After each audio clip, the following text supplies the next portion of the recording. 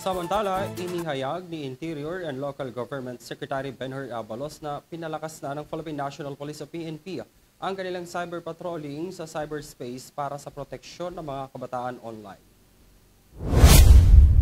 Ayon kay Abalos, bahagi ito ng direktiba ni Pangulong Ferdinand Marcos Jr. kaugnay sa pagprotekta sa mga kabataan na biktima ng online child abuse.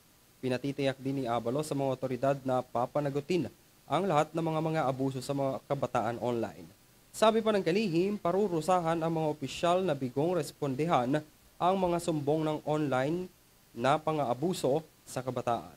Kaya naman tiniyak na rin aniya ng DILG na palalakasin pa nila ang kanilang ugnayan at kakayahan ng mga barangay sa pagresponde sa mga sumbong na sexual na pang-aabuso sa mga kabataan na nangyayari online. Bilang bahagi ng kampanya ng gobyerno hinggil sa proteksyon ng mga bata, nagsanib puwersa na ang iba't ibang ahensya ng pamahalaan, kabilang na ang PNP, DOJ, DSWD at iba pang ahensya ng pamahalaan.